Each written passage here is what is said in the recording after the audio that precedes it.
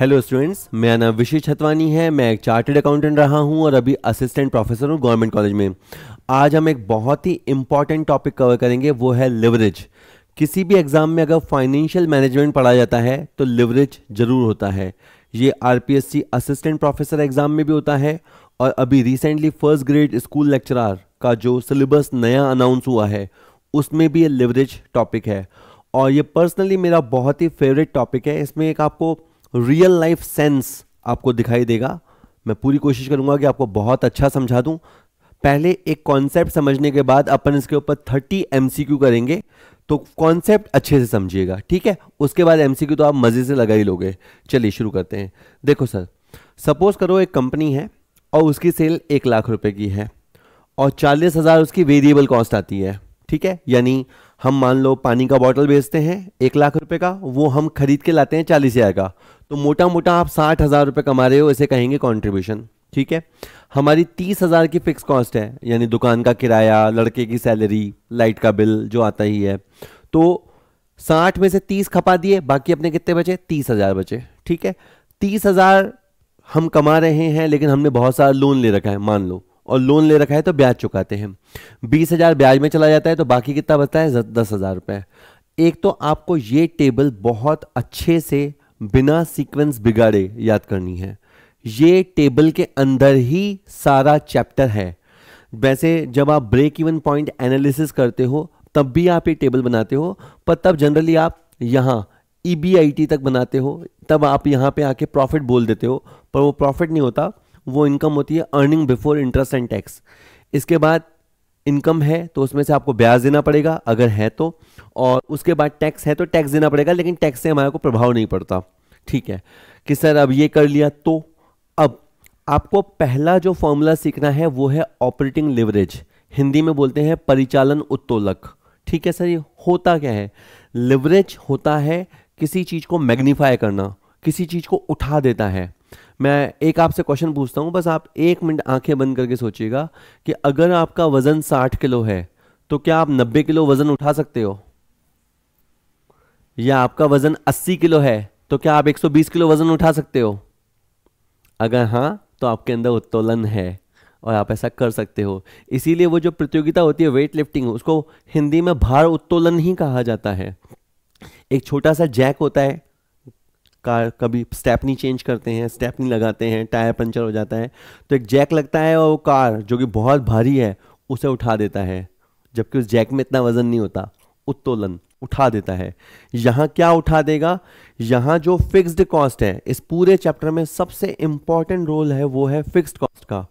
Fixed cost आपके profit को magnify कर सकती है, लेकिन आपको धरातल पे भी पटक सकती है और बहुत प्रॉफिट ऊपर भी उठा सकती है। कैसे है वही अपने को समझना समझाना है। तो ऑपरेटिंग लिवरेज, तो आप देखो सबसे पहले आपका पहला पड़ाव आया था कंट्रीब्यूशन, ठीक है। कंट्रीब्यूशन, फिर इसके बाद EBIT आया और फिर आपका EBT आया, ठीक है। तो कंट्रीब्यूशन अपॉन EBIT ये फॉर्मूला आपको लगाना है। थर्ड नंबर पे जो आया और जो 5th नंबर पे आया तो 3/5 लगाना है। कंट्रीब्यूशन अपॉन EBIT में बोलूंगा वो लगाना है। इससे आया 2 टाइम्स। अभी आपको ये नहीं बताया मैंने कि 2 टाइम्स का मतलब क्या, बट ये याद रखो कि ऑपरेटिंग लिवरेज अभी 2 आया है। 2 का मतलब मैं अभी बताऊंगा, ठीक है। इसके बाद फाइनेंशियल लिवरेज, ये जो EBIT आया था 5वें नंबर पे, और इसके बाद जो अगला पड़ाव आया था EBT, अर्निंग बिफोर टैक्स, तो 5/7 करना है। पहले तुमने 3/3 लाइन किया, अब तुमने 5/7 लाइन किया, ठीक है। तो EBIT अपॉन EBT किया, 30/10, 3 टाइम्स आया, ठीक है।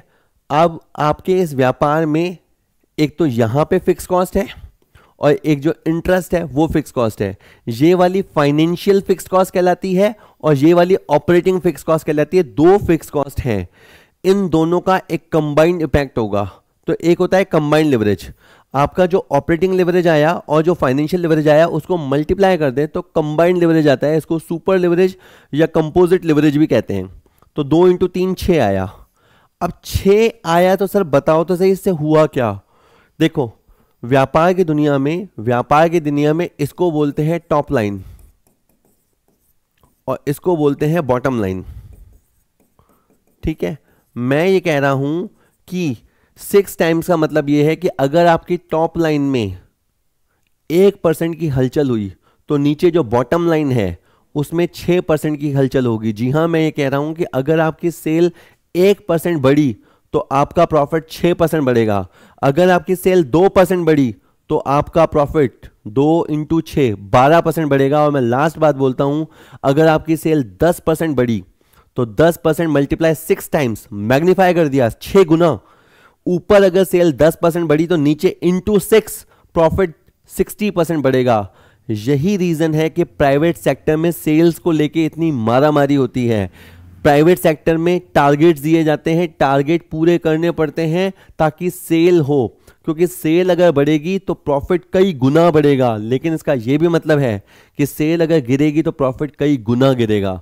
अगर एक कंपनी की सेल मात्र 10% गिरती है और ये वाला सिनेरियो है तो उस कंपनी का प्रॉफिट 60% गिर जाएगा। तो इसके बाद वही इन्वेस्टर का विश्वास हिल जाएगा और सारी चीज़ें गड़बड़ होनी शुरू हो जाएंगी। इसीलिए कंपनी सेल्स गिरने नहीं देती हैं। खैर, अच्छा, अब मैंने कह दिया, आपने कहा सर जरूरी थोड़ा है, आपने यूं ही कह दिया। मैं आपको नमूना दिखाता हूँ। देखो, अगर सेल को 10% बढ़ाते हैं तो 1,00,000 10% बढ़ के कितना हो गया? 1,10,000, है ना। 1,00,000 रुपये सेल थी ना, तो 1,00,000 रुपये 10% बढ़ के ये हो गया 1,10,000। चूंकि सेल बढ़ेगी तो वेरिएबल कॉस्ट भी बढ़ेगी, क्योंकि variable cost proportionate to sale होती है। तो ये 40,000 में 10% बढ़ के 44,000 हो गई। और आपका कंट्रीब्यूशन भी ऑब्वियस सी बात है, चेंज हो रही है ऊपर से शीट पूरी, तो ये भी 10% बढ़ गया। लेकिन जो फिक्स्ड ऑपरेटिंग कॉस्ट है, अपन यहाँ पे ऑपरेटिंग वर्ड साइलेंट है, बस समझना पड़ेगा।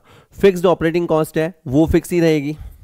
तो 66 में से 30 गया, कितना बचा? 36 बचा। अच्छा, इंटरेस्ट की कॉस्ट फिक्स है, ये आपकी फिक्स्ड फाइनेंस कॉस्ट है, ये फिक्स रहेगी। तो 36 में से 20 गया, कितना हुआ? 16। अब आप देखो, ऊपर हलचल कितनी थी? 10%, है ना। लाख से 1,10,000 ऊपर हलचल कितनी थी? 10%। और नीचे आपका प्रॉफिट 10 से 16,000 हो गया। ठीक है, कंपैरेटिव एनालिसिस सीखा हुआ है ना। 10 से 16 हो गया, कितना अंतर है? 6,000 का अंतर है। 6,000 का अंतर है। बेसिक वैल्यू कितनी थी या इनिशियल वैल्यू कितनी थी? 10,000। तो कितना अंतर आया? 60%। तो मैं जो कह रहा था कि ये 6 गुना असर ला देगा। ऊपर 10% होगा तो नीचे 60% होगा। ठीक है, अब आपको ऑपरेटिंग लेवरेज के 2 फॉर्मूले याद करने हैं। ठीक है, पहला फॉर्मूला तो ये है कंट्रीब्यूशन अपॉन ईबीआईटी, और इसी में ये अगर ऊपर चला जाए और ये अगर नीचे आ जाए तो यूं फॉर्मूला बनेगा percentage change in EBIT upon percentage changes in contribution. ये वाला कि सर समझ ही नहीं आ रहा, प्लीज सर। देखो, तुम्हारा ये फॉर्मूला है, इसको साफ सुथरा लिखते हैं। कंट्रीब्यूशन अपॉन ईबीआईटी, मैं कह रहा हूं ट्रिक से याद करो। जो नीचे है उसे ऊपर पहुंचा दो, ऊपर वाले को नीचे पहुंचा दो, बस इसके आगे यूं लगाना है परसेंटेज चेंज इन ईबीआईटी, और ये नीचे आ जाएगा। तुम इसकी जगह सेल भी रख सकते हो, कंट्रीब्यूशन भी रख सकते हो। जैसे इस क्वेश्चन में अगर आप ध्यान से देखोगे तो आपके ईबीआईटी, आपका ईबीआईटी 30 से 36,000 हुआ है, तो आपका यहां पे जो चेंज आया है वो 20% आया है, और आपके सेल में जो परसेंटेज चेंज आया था वो 10% आया है। तो इससे भी रिजल्ट 2 आता है कि सर समझ नहीं आ रहा। मैं केवल अभी आपको इतना कह रहा हूं कि ऑपरेटिंग लिवरेज का फॉर्मूला ये याद करना है, और इसको नीचे वाले को ऊपर और ऊपर वाले को नीचे वाले से करके एक फॉर्मूला और याद करना है। इसी तरह फाइनेंशियल लिवरेज का फॉर्मूला है ईबीआईटी अपॉन ईबीटी, और एक जो उल्टा करोगे उसमें ये चला जाएगा ऊपर, ये आ जाएगा नीचे। तो ऊपर क्या आएगा? Percentage changes in EBT upon percentage changes in EBIT. ठीक है, और कभी कभी यहां पे इसकी जगह ईपीएस भी आपको देखने को मिल सकता है। ओके, अब मैं चैप्टर के एमसीक्यू स्टार्ट करता हूं। आप आराम से बैठो, आराम से ही बैठे हो क्या आप तो। अब आराम से देखते जाओ, जो मैं बता रहा हूं उसको देखते जाओ, आपको बहुत सही चैप्टर समझ में आ जाएगा। पहला क्वेश्चन, मैं यहां से भी शुरू कर सकता था, पर एक बार तो कॉन्सेप्ट बताना जरूरी था। Operating leverage is calculated as, अब इसमें से पहचानो कौन सा फॉर्मूला है ऑपरेटिंग लिवरेज का। ऑपरेटिंग लिवरेज हम सबसे पहले सीखते हैं 3/5। 3 नंबर पे होता है कंट्रीब्यूशन, 5 नंबर पे होता है ईबीआईटी। हिंदी में कंट्रीब्यूशन को बोलते हैं अंशदान, और ईबीआईटी की पूरी इंग्लिश होती है earning before interest and tax, यानी ब्याज व कर से पूर्व का अंशदान, ब्याज व कर से पूर्व का लाभ। तो वो थोड़ा सा बोलने में जबड़ा दुखेगा आपका मेरा, तो मैं अभी इसको इसी तरह से बोलूंगा। तो कंट्रीब्यूशन अपॉन ईबीआईटी, बिल्कुल पहला फॉर्मूला दे रखा है, पर पहले दोनों तीनों फॉर्मूले देख लेने चाहिए, क्या पता ऑल ऑफ द अबव या ए एंड बी बोथ हो। तो ऐसा कोई ऑप्शन दे भी नहीं रखा, मैं तो अब इनको देखूं भी नहीं, मैं इनको देख भी नहीं रहा क्या है, क्योंकि वो मुझे कंफ्यूज करेंगे। मुझे कस के फॉर्मूला याद करना है, मैंने याद कर लिया, आपने भी याद करना है अब, ठीक है। चलो नेक्स्ट क्वेश्चन देखते हैं। अगला क्वेश्चन कहता है financial leverage is calculated as, वित्तीय उत्तोलन। सेकंड वाला कैसे निकालते हैं? सेकंड वाला मेरे को याद आया, इसमें होता है 5/7, 5/7, 5 पे है EBIT और 7 पे है अर्निंग बिफोर टैक्स। इसमें अगर एक प्रेफरेंस शेयर डिविडेंड होता है तो फॉर्मूला टफ हो जाता है, पर मैं अभी के वीडियो में नहीं बताऊंगा, उससे तुम्हारा दिमाग खराब ज़्यादा हो जाएगा, अपने को नहीं करना। EBIT अपॉन EBT, अब EBT क्या है? Earning before tax, earning before tax. तो ये फॉर्मूला है कि सर इसकी जगह अर्निंग आफ्टर टैक्स लगा दें तो चल जाएगा क्या? नहीं चलेगा, नहीं चलेगा, EBT ही लगाना है, EBIT अपॉन EBT। और इसको कुछ लोग PBIT बोल देते हैं, profit before interest and tax, और ऐसे फिर बोलेंगे प्रॉफिट बिफोर टैक्स। या तो फिर E पढ़ना है या P पढ़ना है, E मैंने अर्निंग, P मैंने प्रॉफिट, बात सेम है। खैर EBIT अपॉन ये वाला गलत है, ये वाला बिल्कुल सही है, EBIT अपॉन EBT ये बिल्कुल सही है, B इसका आंसर होगा, ठीक है। सर लड्डू क्वेश्चन है ये तो, अरे बिल्कुल लड्डू है रे, चैप्टर ही, चिंता ही मत कर।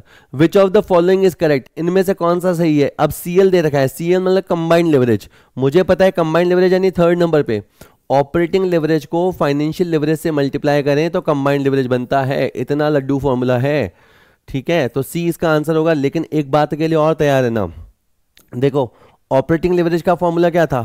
कंट्रीब्यूशन अपॉन EBIT था ना। फाइनेंशियल लिवरेज का फॉर्मूला क्या था?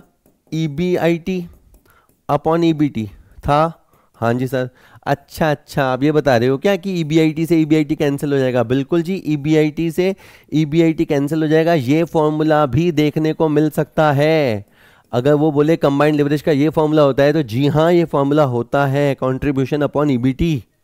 अभी के लिए समाचार ये है कि C आंसर है। वाह जी वाह सर, ये तो सिंपल है चैप्टर, करे जाओ।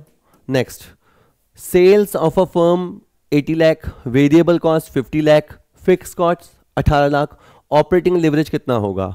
ठीक है, ऑब्वियस ही बात है, समय खराब नहीं हो, मैंने टेबल पहले ही बना दी है। सबसे पहले सेल्स जो आप करते हैं वो लिख दो। सेल 80 लाख की हो रही है और वेरिएबल कॉस्ट मतलब जो माल आप बेच रहे हो वो 50 लाख का है, ठीक है, यानी 50 लाख में खरीद के 80 लाख में बेच रहे हो, 30 लाख रुपए कमा रहे हो, कंट्रीब्यूशन 30 लाख हो गया कंट्रीब्यूशन। इसमें से आपकी फिक्स कॉस्ट हो गई 18 लाख, तो ये आ गया 12 लाख। तो बस मुझे जब ऑपरेटिंग लिवरेज चाहिए तो मुझे कंट्रीब्यूशन अपॉन EBIT चाहिए। मेरा जैसे कंट्रीब्यूशन है 30 लाख, 30 लिख दिया खाली, और EBIT है मेरा 12 लाख, और L से L, लाख से लाख कट गया, 5 जीरो से 5 जीरो कट गया, अल्टीमेटली ये हो गया 2.5। अब 2.5 ये क्या बताता है मैं आपको बताऊं, अगर यहाँ पे 4% का चेंज हुआ, सपोज करो यहाँ पे मात्र 4% का चेंज हुआ ना, तो नीचे 4% मल्टीप्लाई 2.5, नीचे 10% का चेंज होगा।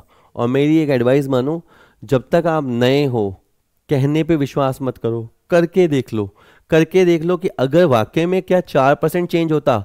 जैसे 80 लाख में मैं 4% जोड़ूँ, है ना बेटा, 4% जोड़ूँ तो 80 लाख, 4% होता है 3,20,000, तो ये हो गया आपका 83,20,000 रुपया, ठीक है, ओके। और 50 लाख भी 4% बढ़ जाएगा तो ये हो जाएगा आपका 52 लाख रुपया, ठीक है बेटा। 83,20,000 और 52 लाख का गैप हो गया 1 और ये 3, ये 31,20,000 रुपया, ठीक है। ये फिक्स कॉस्ट कितना हो गया? 18 लाख रुपए, ठीक है। और ये कितना गैप आया? ये आया 13,20,000 रुपया। तो पहले EBIT कितना था? 12 लाख, अभी कितना है? 13,20,000। चेंज कितना आया? 1,20,000। 1,20,000 का चेंज आया है ओवर द 12 लाख रुपया। तो ये चेंज कितना आया? 10%। तो मैं तो कह ही रहा था EBIT अगर 2.5 है, ऑपरेटिंग लिवरेज अगर 2.5 है तो ये 2.5 गुना हलचल मचाएगा, 2.5 गुना।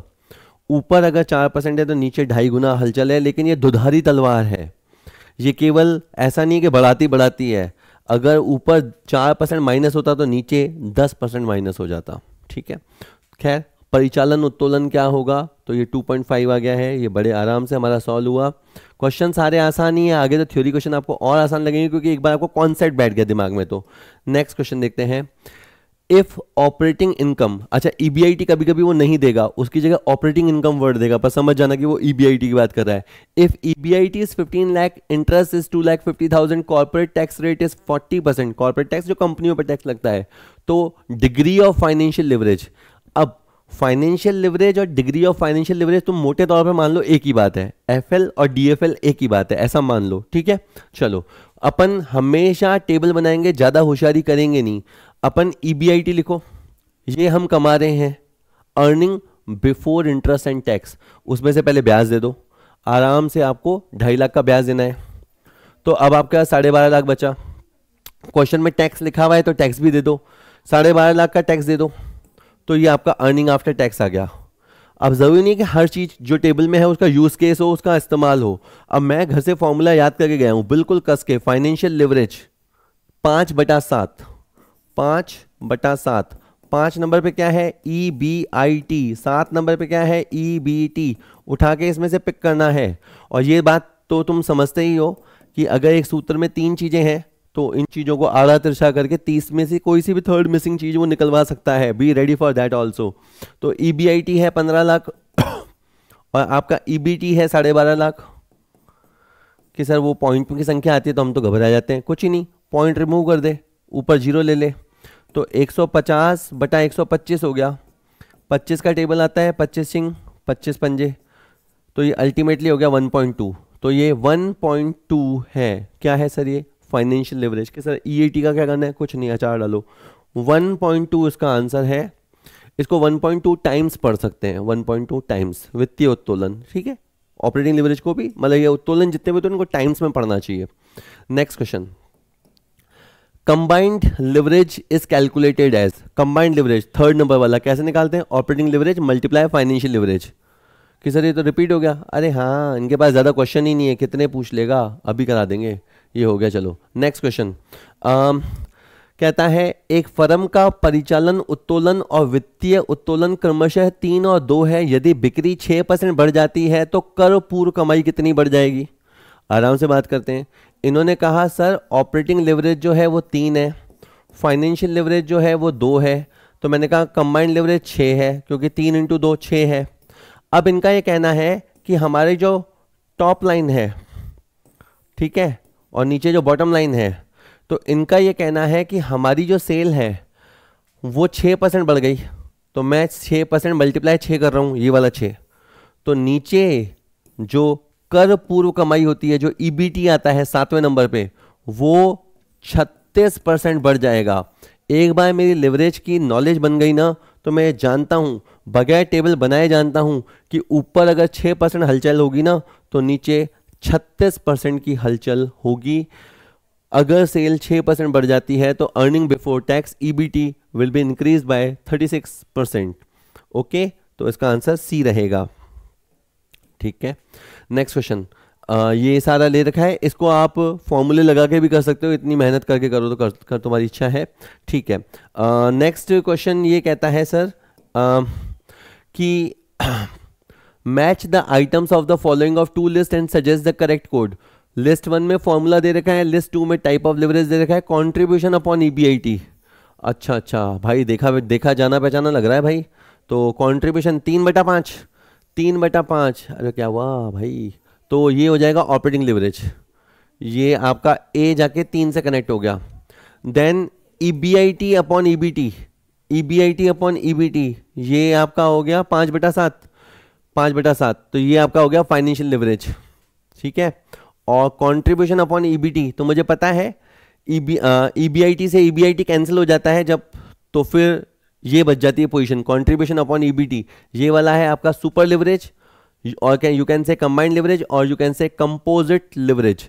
तो बस कनेक्शन हो गए हैं, A या 3 के साथ हुआ है, B का कनेक्शन 1 के साथ हुआ है, और C का कनेक्शन फिर ऑब्वियस सी बात है 2 के साथ हुआ होगा। तो A3 ये गलत है, ये वाला सही है, A3, B1, C2 yes. Third option जो है उसमें करेक्ट कोडिंग दे रखी है, ठीक है। चलिए नेक्स्ट क्वेश्चन देखते हैं। कहता है the cost independent of production sales और अर्निंग्स आर नोन एज। ये अब बुनियादी क्वेश्चन पूछ रहा है। कहता है ऐसी लागत जिसका सेल्स से कोई संबंध नहीं होता, सेल्स ऊपर जाए नीचे जाए उसको फर्क नहीं पड़ता, प्रोडक्शन ऊपर जाए नीचे जाए फर्क नहीं पड़ता, प्रॉफिट ऊपर जाए नीचे जाए फर्क नहीं पड़ता, ऐसी सेल जिसको किसी भी चीज़ों से फर्क नहीं पड़ता वो होती है फिक्स कॉस्ट। स्थायी लागत हम बहुत अच्छे से पहचानते हैं इसको। स्थिर लागत, फिक्स कॉस्ट वो कॉस्ट होती है जो फिक्स होती है। अगर मैं एक छोटी सी दुकान लेके बैठा हूँ और किराए की दुकान है तो रेंट मुझे देना ही देना है। मैंने 2 लड़के रख रखे हैं तो उनकी सैलरी मुझे देनी ही है। लाइट का जो मिनिमम बिल है वो आना ही आना है। इंश्योरेंस करवा रखा है तो इंश्योरेंस प्रीमियम मुझे देना ही देना है। तो ये सारी चीज़ें मिलके फिक्स कॉस्ट बनाती हैं और अगर ये व्यापार को चलाने के लिए ज़रूरी है तो इनको फिक्स्ड ऑपरेटिंग कॉस्ट कहेंगे। अगर मैंने लोन ले रखा है तो मुझे ब्याज देना ही देना है तो उसे फिक्स्ड फाइनेंस कॉस्ट कहेंगे। ये वाली कॉस्ट ऑपरेटिंग लिवरेज क्रिएट करेगी। इंटरेस्ट वाली जो फाइनेंस कॉस्ट है वो मेरी वित्तीय उत्तोलन फाइनेंशियल लिवरेज क्रिएट करेगी। ठीक है जी, तो इसका आंसर सी हो गया। अगला क्वेश्चन कहता है rent of building, salary of manager, lease payment, depreciation and property tax. Rent देना पड़ता है, फिक्स है। मैनेजर की सैलरी फिक्स है। लीज पेमेंट, कोई चीज़ लीज पे ली है तो आपको लगातार फिक्स देना पड़ेगा। अच्छा लीज पेमेंट एक तरह का रेंट ही होता है ना। डेप्रीसिएशन फिक्स होता है और प्रॉपर्टी टैक्स भी देना ही पड़ेगा। तो ये सारे एग्जाम्पल हैं किसके? फिक्स्ड ऑपरेटिंग कॉस्ट के, स्थिर परिचालन लागत के, ये सारे एग्जाम्पल हैं। अगला क्वेश्चन कहता है through leverage analysis the financial manager measures the relationship between. कहता है जब हम ये उत्तोलन विश्लेषण ये चैप्टर पढ़ रहे हैं तो उसके माध्यम से वित्तीय प्रबंधक किस किस के बीच के संबंध को मापता है। ये कॉस्ट और प्रॉफिट के बीच को संबंध मापता है। सेल या रेवेन्यू एक ही बात है, या कई बार सेल रेवेन्यू वर्ड भी होता है। ये सेल्स और प्रॉफिट के बीच के संबंध को मापता है। ये सुनने में काफ़ी ठीक लग रहा है मुझे। Okay, sales and profit. Cost और सेल के बीच के संबंध को मापता है या कॉस्ट, सेल एंड अर्निंग, ये ज़्यादा अच्छा है। ठीक है, इसमें आपकी हर तरह की कॉस्ट भी कवर हो गई। सेल्स, भाई देखो अगर आप सेल ऊपर होता है और यहाँ पे अर्निंग बिफोर टैक्स 7वें नंबर पे होता है तो इसके बीच में आपका क्या हो गया? Sale minus variable cost, contribution minus fix cost, EBIT minus interest. तो यानी ये जब आप लिवरेज एनालिसिस कर रहे हो तो आप किसके बीच में रिलेशन देख रहे हो? कॉस्ट के बीच में, सेल्स के बीच में और अर्निंग्स यानी प्रॉफिट के बीच में। तो ये ज़्यादा सही आंसर है। ठीक है, चलिए डी आंसर। नेक्स्ट अगला क्वेश्चन कहता है the relationship between the sale revenue and operating income. अच्छा, ये सेल रेवेन्यू वर्ड एक ही है, इसको ब्रैकेट करता हूँ। सेल और ऑपरेटिंग इनकम यानी ईबीआईटी, इनके बीच के संबंध को कौन दिखाता है? तो सेल और ईबीआईटी, है ना। सेल में इतना % चेंज होगा तो ईबीआईटी में इतना % चेंज होगा। ये आगे तो गए ही नहीं है, ये इंटरेस्ट वगैरह तक तो गए नहीं है। तो ये वाला जो है ये ऑपरेटिंग लिवरेज देखता है। ठीक है, सेल में कितना % चेंज होने पर ईबीआईटी में कितना % चेंज होगा, इस बात को ऑपरेटिंग लिवरेज या डिग्री ऑफ ऑपरेटिंग लिवरेज इस बात की जांच करता है। इसका आंसर डी रहेगा। परिचालन उत्तोलन इसका आंसर रहेगा। अगला क्वेश्चन कहता है the percentage changes in the net operating income यानी EBIT resulting from a percentage change in the sale. Okay, तो अगेन ये घुमा के क्वेश्चन पूछा है वही इसका आंसर है। देखो मैं आपको बताता हूँ। ऑपरेटिंग लिवरेज का फॉर्मूला बेटा अपन ने क्या सीखा? कॉन्ट्रीब्यूशन अपॉन ईबीआईटी, है ना। और मैंने क्या बोला? वैकल्पिक रूप से कौन सा फॉर्मूला याद करके जाना? ये ऊपर ये नीचे। परसेंटेज, ये चेंज की जगह मैं यूँ बना रहा हूँ, समझ जाना। परसेंटेज चेंज इन ईबीआईटी और परसेंटेज चेंज इन कॉन्ट्रीब्यूशन भी लिख सकते हो नीचे, या सेल्स भी लिख सकते हो। तो ये भी किसका फॉर्मूला है? ऑपरेटिंग लिवरेज का। बातों बातों में क्या बोल रहा है? ईबीआईटी में कितना % चेंज हुआ, किससे? सेल्स के चेंज से ऑपरेटिंग इनकम में यानी ईबीआईटी में कितना % चेंज हुआ, ये किसके थ्रू मापते हो? ये आप ऑपरेटिंग लिवरेज या ये वाला जो फॉर्मूला है ना, जब इस तरह लिखते हैं तो डीओएल बोलते हैं इसको ना, डिग्री ऑफ ऑपरेटिंग लिवरेज के माध्यम से मापते हैं। तो डिग्री ऑफ ऑपरेटिंग लिवरेज, इसका आंसर डी रहेगा। ये जस्ट मैं बताना चाह रहा हूँ कि किस किस तरह से लैंग्वेज बदल बदल के क्वेश्चन पूछ सकता है। अभी तुम्हारा फोकस है कि लिवरेज का क्वेश्चन है, पर लिवरेज में कहीं से भी आ सकता है और एग्जाम में तो कहीं से कुछ भी आ ही सकता है, ठीक है। तो इसीलिए बहुत संभाल के हम बात कर रहे हैं, ठीक है। Next question, a firm with high operating leverage.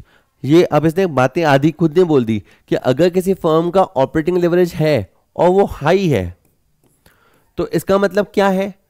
देखिए, हाई ऑपरेटिंग लिवरेज उसी का होता है जो हाई फिक्स्ड कॉस्ट यूज करती है। मैं 2 मिनट आपको एक एग्जांपल देकर बताता हूं। जैसे एक कंपनी का सेल है 10,000, जल्दी से बात करते हैं। इसकी वेरिएबल कॉस्ट है मान लीजिए 5,000, कंट्रीब्यूशन है 5,000 और इसकी फिक्स कॉस्ट है 4,000 और इसका EBIT आ जाएगा 1,000। वहीं दूसरी कंपनी है, उसकी भी सेल 10,000 है, उसकी भी वेरिएबल कॉस्ट 5,000 है, लेकिन उसकी फिक्स कॉस्ट 3,000 है और EBIT 2,000 है, ठीक है। अब ध्यान देना, मैं जब इस फर्म का OL निकालूंगा तो 5 आएगा, मैं इस फर्म का निकालूंगा OL तो 2.5 आएगा, यानी इसका ऑपरेटिंग लिवरेज हाई आया। तो ये कह रहा है कि भाई सेल वही, वेरिएबल कॉस्ट वही, कंट्रीब्यूशन वही, फिर ऑपरेटिंग लिवरेज हाई कैसे आया? क्योंकि it is using higher fix cost.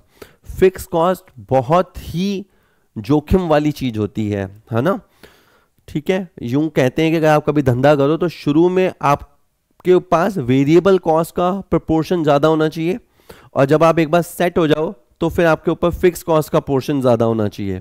वो कभी आप धंधा करोगे तब समझ जाओगे। अभी मेरी ये बात याद रखना कि धंधे के शुरुआती लेवल पे वेरिएबल कॉस्ट आप ज़्यादा ठीक रहती है, क्योंकि तब आपके अंदर इतना दम नहीं होता कि आप फिक्स कॉस्ट कवर कर सको, और फिक्स कॉस्ट का होना ही अपने आप में जोखिम है। लिवरेज हाई होना बहुत अच्छी बात नहीं है। लिवरेज हाई होना इट्स लाइक अ गाड़ी को चौथे पांचवें गियर पे भगाना, ठीक है। गाड़ी को चौथे पांचवें गियर पे भगाना, जल्दी स्पीड से कहीं पहुंच जाओगे, हो सकता है पर कहीं और भी पहुंच सकते हो, तो वो भी बात याद रखना, ठीक है। तो एक फर्म अगर ऊंचे ऑपरेटिंग लिवरेज के साथ है तो इसका क्या मतलब है? वो लो फिक्स कॉस्ट के साथ ऑपरेट कर रही है, वो हाई वेरिएबल कॉस्ट के साथ ऑपरेट कर रही है, वो हाई फिक्स कॉस्ट के साथ। बिल्कुल ये सही आंसर है कि वो अपनी प्रोडक्शन प्रोसेस में हाई फिक्स्ड कॉस्ट के साथ ऑपरेट कर रही है, ठीक है। तो ये लोग कहते हैं ये थ्योरी क्वेश्चन है, ठीक है, ये थ्योरी क्वेश्चन आया था साहब, मैं नहीं मानता। मैं मानता हूं कि ये प्रैक्टिकल से ही जन्मा हुआ क्वेश्चन है, ठीक है। चलिए नेक्स्ट क्वेश्चन देखते हैं। नेक्स्ट क्वेश्चन से is the relationship between the operating income and earning per share. Operating income यानी EBIT और अर्निंग पर शेयर यानी बिल्कुल नीचे नीचे आता है, ठीक है। तो अब आप देखो, आपको हमेशा ये दिमाग में रखना चाहिए कि टेबल कहाँ से शुरू कर रहा है, ये बातें कहाँ से शुरू कर रहा है। EBIT यहाँ होता है 5वें नंबर पे, उसके बाद लॉजिकली पहले इंटरेस्ट जाता है, फिर उसमें से टैक्स जाता है और इसके बाद अर्निंग आफ्टर टैक्स होता है। अर्निंग आफ्टर टैक्स होता है, उसमें अगर मान लो प्रेफरेंस शेयर डिविडेंड को इग्नोर करो, देखो EBIT में से अर्निंग बिफोर टैक्स में से पहले टैक्स जाता है, फिर अर्निंग आफ्टर टैक्स होता है। अगर प्रेफरेंस शेयर डिविडेंड को इग्नोर करें तो अर्निंग आफ्टर टैक्स में नंबर ऑफ इक्विटी शेयर का भाग लगता है तो EPS आता है, ठीक है। तो ये इंटरेस्ट जो होता है ना, ये जो इंटरेस्ट होता है ये आपके EPS को बहुत हद तक डिटरमिन करता है। इंटरेस्ट का कम होना या इंटरेस्ट का ज़्यादा होना, यानी आप समझो इंटरेस्ट का कम होना मतलब क्या, कि तुमने लोन कम ले रखा है। लोन कम ले रखा है मतलब तुमने धंधे में कम कैपिटल लगा रखी है। कम कैपिटल लगा रखी है मतलब तुम्हारा मुनाफा भी लिमिटेड होगा और अर्निंग पर शेयर भी लिमिटेड होगा। वहीं दूसरी तरफ ऐसा भी हो सकता है तुमने ज़्यादा लोन ले रखा हो, ज़्यादा तुम ब्याज देते हो, ज़्यादा धंधे में पैसा डाल रखा है, तो मतलब तुम्हारा अर्निंग पर शेयर भी हाई हो। तो ये इंटरेस्ट कोशेंट जो है ये फाइनेंशियल लिवरेज को जन्म देता है और यही तुम्हारे EBIT और EPS के बीच के संबंध को बताता है। एक बात ध्यान दीजिएगा, फाइनेंशियल लिवरेज का मैंने फॉर्मूला क्या बताया बेटा? EBIT अपॉन EBT, और ऊपर नीचे वाला बताया था एक परसेंटेज चेंजेस इन EBT, इसको EPS भी लिख सकते हो, और अपॉन में आ जाएगा नीचे ये परसेंटेज चेंजेस इन EBIT, यानी EBIT में कितना परसेंट चेंज होने से ईपीएस में कितना परसेंट चेंज होगा, इसकी ज्ञात करने के लिए आपको डीएफएल की ज़रूरत पड़ेगी, डिग्री ऑफ फाइनेंशियल लिवरेज की ज़रूरत पड़ेगी। इसका आंसर ए रहेगा।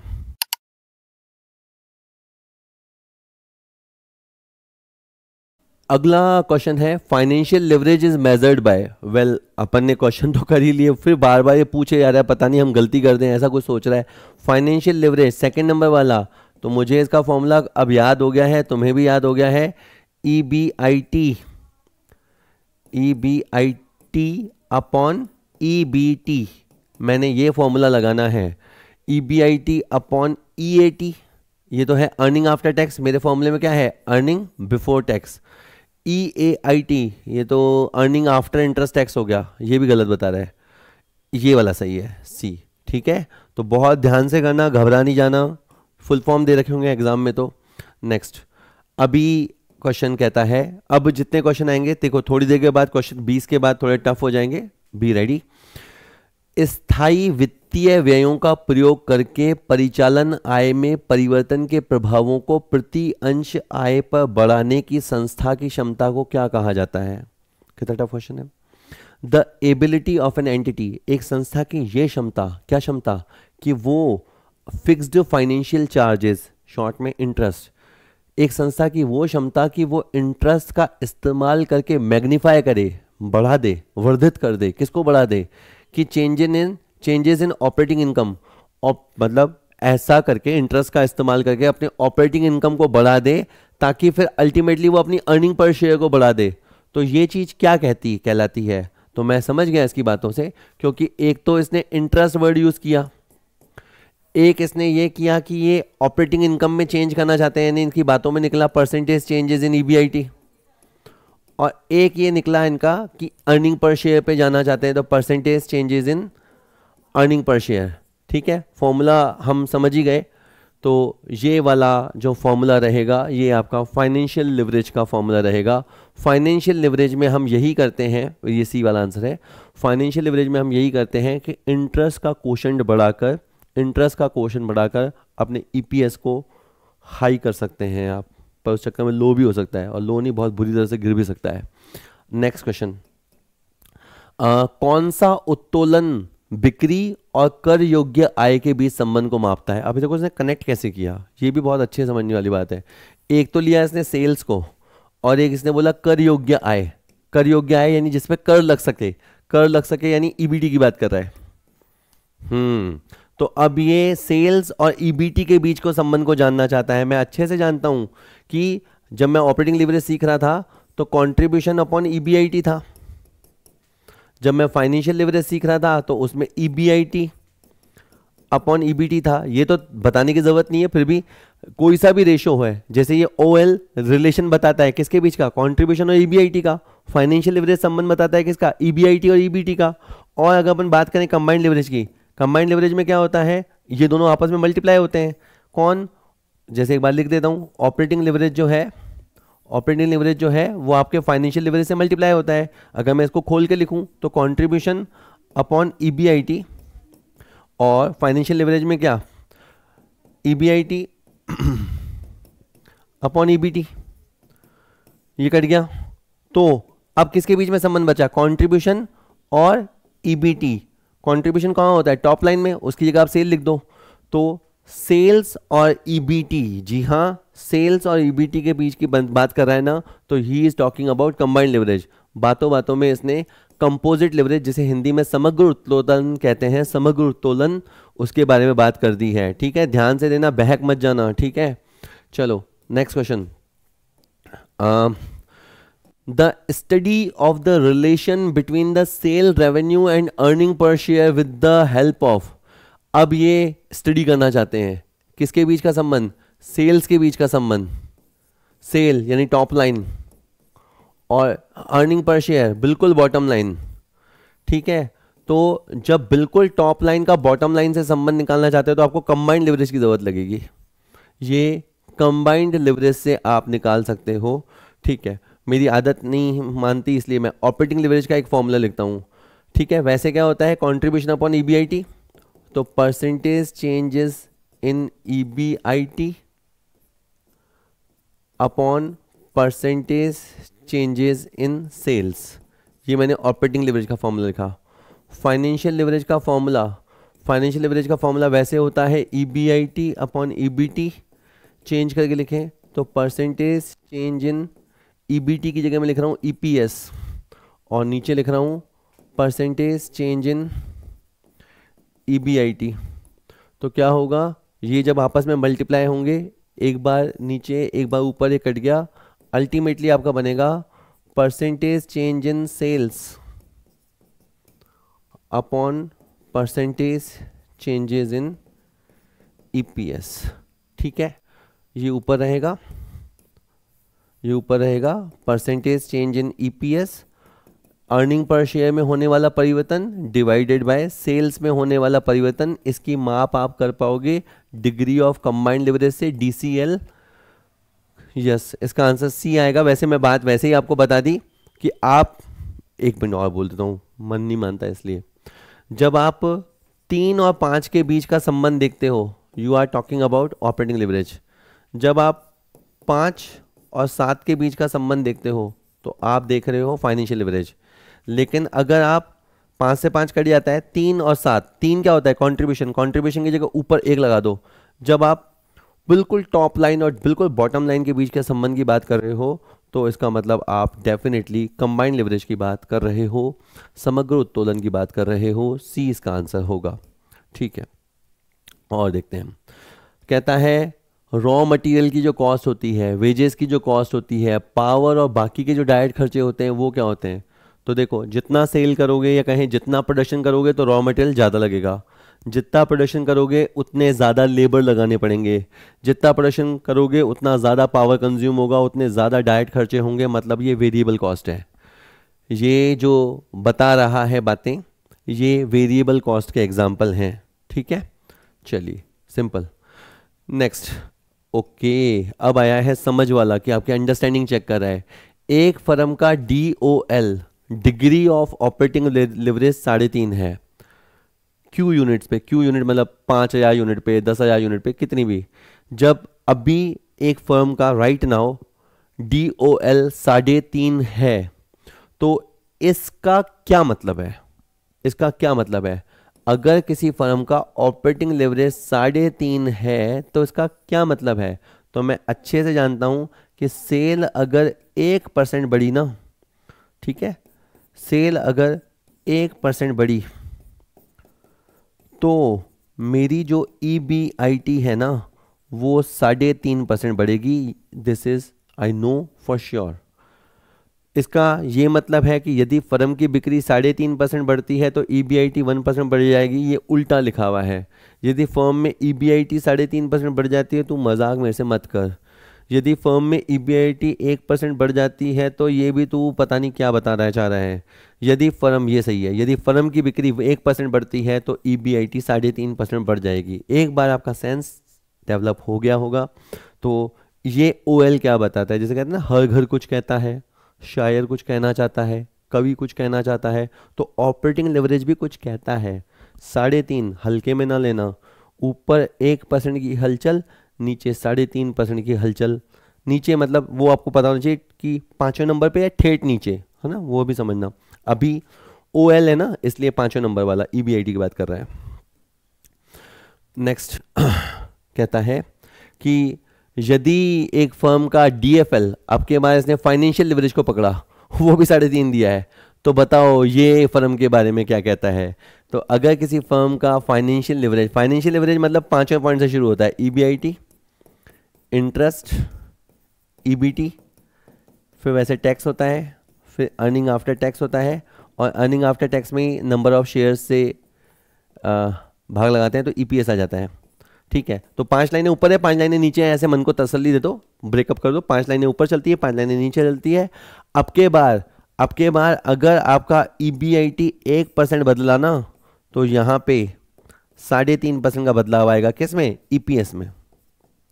जनता में खुशी की लहर दौड़ जाएगी। अगर EBIT 1% बढ़ता हुआ आया तो नीचे EPS 3.5% बढ़ेगा। पहला कहता है यदि सेल 3.5% बढ़ती है, तो मैंने कहा देगा अब तू सेल वाली बात तो कर मत। यदि EBIT 3.5% बढ़ता है तो नहीं, यदि EBIT 1% बढ़ता है तो EPS, सही बात है, यदि यहाँ पे 1% का हलचल होगा तो नीचे अर्निंग पर शेयर में 3.5% का हलचल होगा। एग्जाम में ध्यान देना, बढ़ जाएगा घट जाएगा में कहीं शब्द घुमा ना दे, है ना। ठीक है, सी रहेगा आंसर। अगला क्वेश्चन कहता है, ओके, पहचान कौन, which of the following is the correct formula to calculate operating leverage. आंखें बंद करो। OL का फॉर्मूला क्या है, कॉन्ट्रीब्यूशन अपॉन EBIT। ये दे रखा हो तो ठीक है, ये ना दे रखा हो मैं तो पहले ही सोच लूँ परसेंटेज चेंजेस इन EBIT कि सर कितनी बार लिखोगे, थकते नहीं हो क्या। अरे थकना है तो नहीं चाहिए। परसेंटेज चेंजेस इन, या तो कंट्रीब्यूशन लिख दो या सेल्स लिख दो, दोनों चलेंगे, दोनों के लिए रेडी रहना। परसेंटेज चेंजेस इन EPS, मजाक मत कर। Percentage changes in EBIT, percentage in EPS गलत। Percentage changes in EBIT, percentage sales, सही है, ये वाला सही है। ठीक है, बिल्कुल सही है, सी आंसर। नेक्स्ट कहता है the level of earning before interest and tax at which earning per share is zero. ये अब थोड़ा सा फाइनेंशियल मैनेजमेंट में अंदर घुस गया है। Earning before interest and tax, समझना पूरी बात। इसमें से इंटरेस्ट दिया जाता है, इसको बोलते हैं अर्निंग बिफोर टैक्स। इसमें से टैक्स दिया जाता है। अर्निंग आफ्टर टैक्स में number of outstanding equity share का भाग लगाया जाता है तो अर्निंग पर शेयर आता है। अगर यहां कुछ ऐसा हो कि ये जीरो आवे, ठीक है, अगर यहां कुछ ऐसा फिगर हो कि अल्टीमेटली EPS जीरो आए तो उसे हम कहेंगे financial break even point. Break even point हमने सुन रखा है। ब्रेक इवन पॉइंट वो होता है जहां संस्था को ना प्रॉफिट होता है ना लॉस होता है। और मुझे अच्छे से याद आता है अब कि जब मैं मेरे RPSC के इंटरव्यू में गया था तब मैं ये पॉइंट नहीं देख के गया था। उन्होंने मेरे से फाइनेंशियल ब्रेक इवन पॉइंट ही पूछा था कि बताओ, ब्रेक इवन पॉइंट पहले पूछा, मैंने बता दिया, फिर उन्होंने बताओ फाइनेंशियल ब्रेक इवन पॉइंट क्या होता है। और फिर मैं सोच के गया था तुक्का नहीं मारूंगा, तो मैंने कह दिया सर सॉरी मुझे नहीं पता। अब मुझे पता है कि EBIT का वो लेवल, EBIT इतने लाख रुपए हो और उस पॉइंट पे अगर अर्निंग पर शेयर जीरो हो जाए, ठीक है, तो उस लेवल को हम फाइनेंशियल BEP वाला पॉइंट कहते हैं, वित्तीय संतुलन बिंदु, ठीक है, वित्तीय संविच्छेद बिंदु कह सकते हैं A। Next, trading on equity is possible only when the entity use. तो अब अगेन ये भी financial management, trading on equity भी अब कोर्स में आ गया फर्स्ट ग्रेड वालों के। असिस्टेंट प्रोफेसर में तो हमेशा रहता है। ट्रेडिंग ऑन इक्विटी का मतलब होता है डेट यूज करते हुए धंधा करना। भाई आप जब कैपिटल स्ट्रक्चर सीखते हो, आपको पैसा अगर चाहिए तो आप इक्विटी शेयर्स के माध्यम से भी उठा सकते हो, प्रेफरेंस शेयर के माध्यम से भी उठा सकते हो। लेकिन जब कोई संस्था पैसा उठाते समय डेट उठाती है, डेट मतलब लोन उठाती है, वो डिवेंचर हो सकता है, बॉन्ड्स हो सकता है, किसी कंपनी का बैंक लोन हो सकता है। जब हम अपने धंधे में कैपिटल में डेट पोर्शन यूज करते हैं, उसके बदले में इंटरेस्ट देते हैं, तो उसको बोलते हैं ट्रेडिंग ऑन इक्विटी। ठीक है, ये पहली बात है। और अगर आप धंधे में डेट यूज कर रहे हो तो इसका मतलब इंटरेस्ट पे करोगे, इंटरेस्ट पे करोगे तो मतलब फाइनेंस कॉस्ट हो गई, यानी फाइनेंशियल लिवरेज हो गया। तो ये कहता है समता पर व्यापार तभी संभव है जब संस्था वित्तीय उत्तोलक का प्रयोग कर रही हो। Trading in equity is possible only if firm is using और प्लेइंग विथ फाइनेंशियल लिवरेज। तो इसका आंसर ए होगा। ठीक है, ठीक है। और आप समझा, धंधे की बारीकी समझोगे कभी, ऐसा नहीं है मुझे ज्ञान है आपको नहीं है, मैं एक बात बता रहा हूँ। गुड लोन बैड लोन कहा जाता है। जब आप मजे अय्याशी के लिए लोन लेते हो वो बैड लोन है। लेकिन जब आप पहले भी एक बार कहा था, लेकिन जब आप मान लो किसी से 10% की रेट पे कर्जा लेके वो पैसा इन्वेस्ट करते हो, धंधे में लगाते हो, वहाँ से आप मान लो 35% कमाते हो, तो यस मज़ा आ गया आपको, आपने 3.5 गुना कमाया। और बड़े बड़े व्यापारी यही करते हैं, जनता के पैसे से या कहें बैंक के पैसे से। बैंक के बाद पैसा कहाँ से आएगा, जनता का ही तो पैसा है। बैंक से कम दरों पे लोन लेके वो उनको हाईली प्रॉफिटेबल जगहों पे इन्वेस्ट करते हैं और फिर कमाते हैं। तो they are trading on equity and they are facing financial leverage. ठीक है, and nothing wrong in this kind of loan. इस तरह के लोन लेने में कोई समस्या नहीं है, जहाँ तक आपको इस बात पे विश्वास हो कि आप इतना परसेंट कमा लोगे, क्योंकि ये अटल सत्य है. अगर बैंक से लोन लिया है तो ब्याज देना है, ये सत्य है. लेकिन ये वाला तुम्हारा अनुमान है कि मैं इतना लगाऊंगा इतना कमा लूंगा, नहीं कमाया तो ब्याज का मीटर चालू हो जाएगा, तो मरण हो जाएगा. दुधारी तलवार कि सर इतना ज्ञान मत दिया करो सर. चलो नेक्स्ट कहता है the point eight which different sets of debt equity ratio gives the same earning per share is known as. To be very honest, ये leverage वाले टॉपिक का क्वेश्चन नहीं है, पर मैं एक बात आपको बता देना चाहता था. आ गया तो मैंने कहा ले लो, क्योंकि leverage वाला टॉपिक तो अपना हो गया. वैसे देखो, मान लो एक कंपनी को बिजनेस रन करने के लिए 100 लाख रुपए चाहिए. उन्होंने सोचा कि हम 70 लाख रुपए का इक्विटी यूज़ करेंगे और 30 लाख का डेट यूज़ करेंगे. तो इनका डेट इक्विटी रेशियो हुआ 3:7. ठीक है. दूसरी कंपनी है, वो 100 लाख रुपए चाहती है, 50 लाख रुपए का इक्विटी यूज़ करना चाहती है, 50 लाख रुपए का डेट यूज़ करना चाहती है. 1:1. ठीक है. जनरली क्या होता है, अलग अलग डेट इक्विटी रेशियो होने पे अलग अलग रिजल्ट आते हैं. लेकिन सपोज करो इनका अर्निंग पर शेयर भी 20 रुपये आ रहा है और इनका अर्निंग पर शेयर भी 20 रुपये आ रहा है, और ये मान लो या तो एक ही कंपनी हो, सपोज करो ये एक ही कंपनी हो और इस कंपनी का EBIT इस तरह से सेट हो जाए, इस कंपनी का EBIT इस तरह से सेट हो जाए कि ये वाले में भी इनका अर्निंग पर शेयर मान लो 20 रुपये रहे, और ये वाला डेट इक्विटी मिक्स यूज़ करने पर भी इनका अर्निंग पर शेयर 20 रुपये रहे. तो इसका मतलब इनको फ़र्क ही नहीं पड़ता, फिर इनको कैपिटल स्ट्रक्चर से फ़र्क ही नहीं पड़ता. तो जब इंसान को फ़र्क नहीं पड़ता तो वो इनडिफरेंट हो जाता है, तो उसे बोलते हैं इनडिफरेंस पॉइंट. तो फाइनेंशियल इनडिफरेंस पॉइंट का मतलब होता है EBIT का वो लेवल जिस पे same earning per share produce हो. और ये निकालने के लिए वैसे ये फॉर्मूला होता है. ये फॉर्मूला आप समझ पाओगे तो ये फॉर्मूला है EPS का है, और ये वाला फॉर्मूला भी है EPS का. हम दो दशाओं में EPS को इक्वल करना चाहते हैं कि सर ये कैसे फॉर्मूला है. देखो, इसमें EBIT में से I हटाया हुआ है, आप बात समझते जाना. EBIT में से इन्होंने पहले I हटा रखा है, तो ये एक तरह से EBT पे पहुंच गए. फिर इन्होंने इसको 1 माइनस टैक्स से इंटू कर रखा है, तो इस एक तरह से इन्होंने टैक्स हटा दिया. ठीक है. और इसके बाद इन्होंने इसमें से प्रेफरेंस शेयर डिविडेंड भी हटा दिया, और फिर N1 मतलब नंबर ऑफ इक्विटी शेयर से भाग लगा दिया. तो यहाँ इन्होंने earning per share in first situation निकाला है, यहाँ अर्निंग पर शेयर इन्होंने सेकंड सिचुएशन निकाला है. ये लोग क्या करेंगे इस फॉर्मूले में, इस सारे फॉर्मूले में T भर देंगे, टैक्स का परसेंटेज भर देंगे, PD भर देंगे, नंबर ऑफ शेयर्स भर देंगे, और EBIT को एज अ X वैल्यू निकाल लेंगे.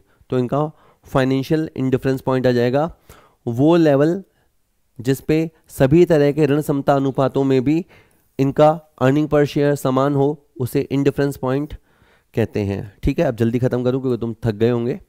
Next question, main object of employing financial leverage. ये कह रहा है कि आप ये जो फाइनेंशियल लिवरेज का प्रयोग करते हो, जहां आप लोन लेते हो, ब्याज चुकाते हो, वो आप करते क्यों?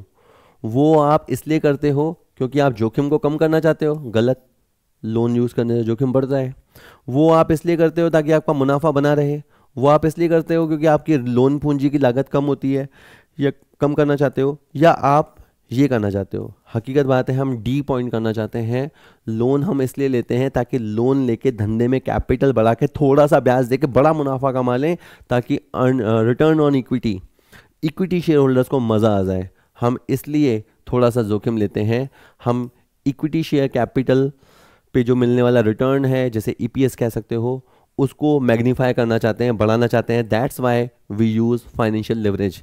वेल, अगला क्वेश्चन, निम्नलिखित में से किस कंपनी में व्यावसायिक जोखिम अधिक है? अगर वित्तीय जोखिम कहे तो फाइनेंशियल लिवरेज की बात कर रहा है. व्यावसायिक जोखिम की बात करें तो ऑपरेटिंग लिवरेज की बात कर रहा है. ऑपरेटिंग लिवरेज का फॉर्मूला हम सुबह से बोले जा रहे हैं, कॉन्ट्रीब्यूशन अपॉन EBIT है. पहली कंपनी का कॉन्ट्रीब्यूशन है 24 और EBIT है 14, तो 24-14 सॉल्व करें इसको तो 12/7. ठीक है. इसका है 35-15, तो 7/3. ठीक है. तो ये मान हुआ समथिंग 2.33, ये 1 2 से नीचे हुआ. 48 18, 48 18, 18 तिया 54, तो उतना तो नहीं पहुंचा, 18 दूनी 36, 12 बज गया, 120 हो गया, और छोटा कर लेना इसको, 24 और 9, अब 9 से लगा ले, 9 दूनी 18, बच गया आपका 60, 9 छिंग 54, अभी तक ये जीत रहा है। और 70/20, ओ हो, मैच ही ख़त्म कर दिया निक्कू द डिस्ट्रॉयर। 3.5, 3.5 सबसे ज़्यादा, क्या 3.5 ये ऑपरेटिंग लेवरेज है, सबसे ज़्यादा है, तो ये इस कंपनी में जो व्यावसायिक जोखिम है वो सबसे ज़्यादा है। डी लिमिटेड जो है वो बहुत रिस्क में चल रही है, गाड़ी 3.5 गियर पे चला रही है। डी आंसर आएगा, लिमिटेड, डी लिमिटेड डी में ही लिखा हुआ है, तो बिल्कुल सही है, इसका आंसर डी रहने वाला है जी। Okay, next question. Next question पहले आपको रटना पड़ेगा, फिर मैं कॉन्सेप्ट बताऊंगा। क्वेश्चन था which leverage can be determined with the help of break even analysis. अगर आप ब्रेक इवन वाला चैप्टर कर रहे हैं तो आप याद करो, जब आप ब्रेक इवन वाला चैप्टर करते हो ना, तो आप यूँ करते हो, sale minus variable cost, contribution निकालते हो ताकि पीवी रेशियो निकाल सको, फिर फिक्स कॉस्ट निकालते हो, फिर यहाँ पे प्रॉफिट आता है, जिसको मैं अब आज ईबीआईटी बोल रहा हूँ पूरे चैप्टर में। तो इतना एनालिसिस की ज़रूरत पड़ती है जब आप बीईपी एनालिसिस। अब आप बताओ, इतने से आप क्या निकाल सकते हो? इतने से आप ऑपरेटिंग लिवरेज तो निकाल ही सकते हो। तो ये थोड़ा सा रट्टा लगाया, हालांकि पूरा रट्टा नहीं, हम समझ ही गए कॉन्सेप्चुअली कि बीईपी एनालिसिस से हम ऑपरेटिंग लिवरेज निकाल सकते हैं। कैसे निकाल सकते हैं वो मैं आपको अगले आखिरी क्वेश्चन में बता देता हूँ। इसका आंसर डी रहा। ओके, आज का आखिरी क्वेश्चन कहता है एक फर्म आपको निम्नलिखित जानकारी के साथ परिचालन उत्तोलक की मात्रा जानना चाहती है, DOL जानना चाहती है। आज के दिन ये 6000 की सेल कर रहे हैं और ब्रेक इवन सेल 4000 यूनिट पे है, मतलब ब्रेक इवन से ज़्यादा ही सेल ये कर रहे हैं।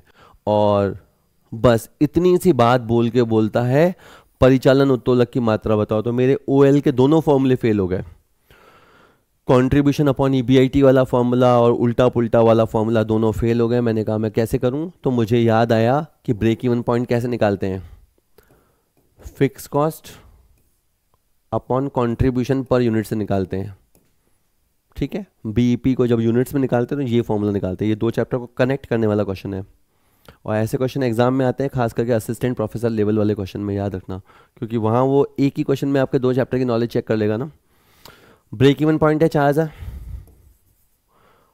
फिक्स कॉस्ट पता नहीं, पर आपको ये पता है फिक्स कॉस्ट फिक्स होती है। मैं थोड़ी देर के लिए 2 लाख मान लेता हूँ, आपका मन करे तो 1 लाख मान लेना, कोई दिक्कत नहीं है। 2 लाख, तो इससे आपका क्या आ जाएगा, CPU आ जाएगा। माना है ना, अज्यूम किया है मैंने, आप कुछ भी मान सकते हो यहाँ पे। तो ये CPU क्रॉस में गया, 2 लाख के नीचे बटे हुए में क्या किया, बटे हुए में 4000 लगाया, तो ये आ गया आपका 50 रुपये यूनिट। ठीक है, अब याद करो, सेल होता है, वेरिएबल कॉस्ट होता है, कंट्रीब्यूशन होता है। आपका कंट्रीब्यूशन कितना दे रखा है, 50 रुपये यूनिट। आज के दिन आप वाकई में 6000 यूनिट बेच रहे हो, ये क्वेश्चन ने बता दिया है। तो 6000 इंटू 50, 6000 इंटू 50 करोगे तो 6000 60 लाख, 3 लाख रुपये हो गया। तो आपका कंट्रीब्यूशन हो गया 3 लाख, और फिक्स कॉस्ट तो आपने मान ही रखी है। फिक्स कॉस्ट जब आपने 4000 के लेवल के लिए 2 लाख मानी, तो चाहे 6000 का लेवल भी होगा तो फिक्स कॉस्ट तो फिक्स होती है। तो बस ये आपका ईबीआईटी आ गया। ठीक है, तो यहाँ 3 लाख बटा 1 लाख, 3 बटा, मतलब आपका ऑपरेटिंग लेवरेज का फॉर्मूला क्या होता है, कंट्रीब्यूशन अपॉन ईबीआईटी। तो ऊपर है 3 लाख और नीचे है 1 लाख। सॉल्व करने पे कितना आया, 3। जी हाँ, हमने निकाल दिया है ऑपरेटिंग लेवरेज 3। वैसे इसने डी ऑप्शन भी दिया था, कैन नॉट बी कैलकुलेटेड, गणना नहीं की जा सकती, पर ये इम्पॉसिबल नहीं था, कैलकुलेशन पॉसिबल है। होप वीडियो आपको अच्छा लगा होगा, अगर हाँ सिंसियर स्टूडेंट हैं तो डेफिनेट अच्छा लगा होगा, मुझे पता है। वीडियो को लाइक कीजिए, मुझे अच्छा लगता है। कुछ बोलना बताना हो कमेंट कर सकते हैं, व्हाट्सएप नंबर भी इसलिए दिया है, कुछ बोलना बताना हो है। हमारा ऐप है, आप उसे डाउनलोड कर लीजिए, वहाँ आपको बहुत सारा कंटेंट मिलेगा, बहुत अच्छी पढ़ाई कर सकते हो।